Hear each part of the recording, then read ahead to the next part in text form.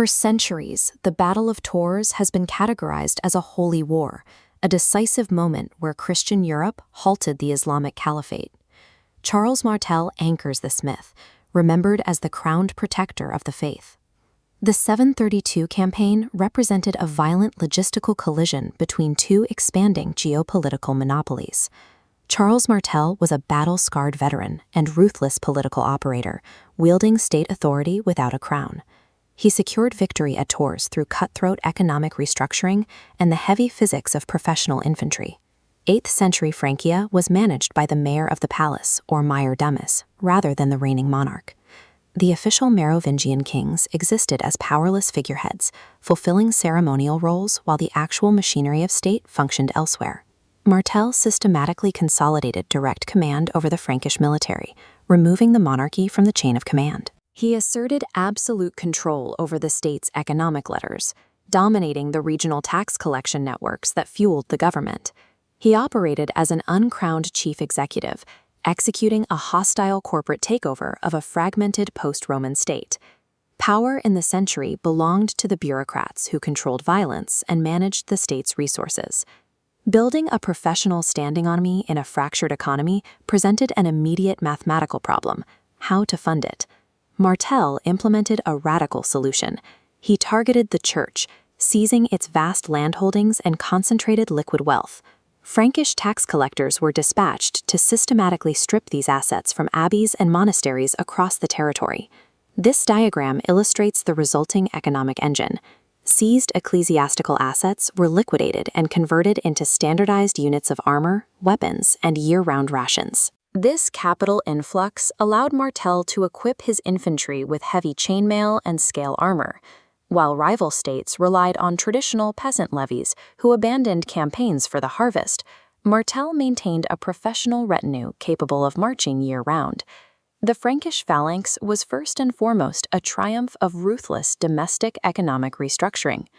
Simultaneously, the Umayyad Caliphate was expanding its borders north from the Iberian Peninsula into Gaul. The Umayyad military operated on the ghanima, the booty economy.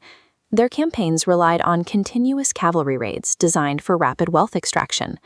In the autumn of 732, their primary logistical target was the Abbey of St. Martin in Tours, an unprotected site holding massive quantities of gold.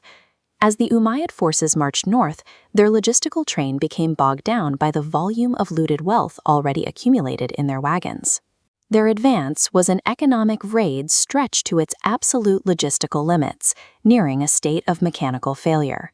Martel marched his army south, deliberately avoiding the established Roman roads to achieve total strategic surprise. A 7-day standoff followed in the freezing autumn mist, somewhere between Poitiers and Tours.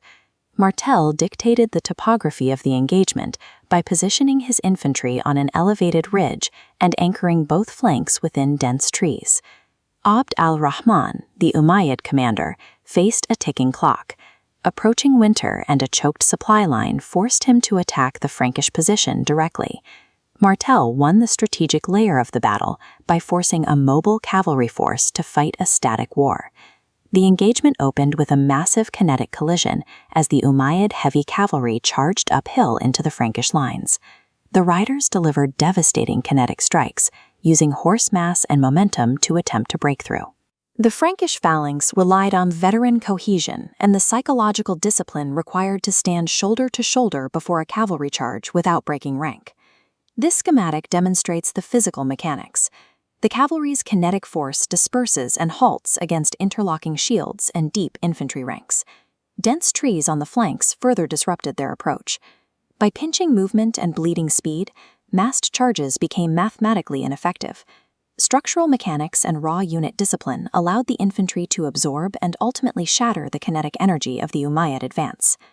At dawn the following day, the Frankish troops held their formation over a muddy, ruined field, expecting another assault.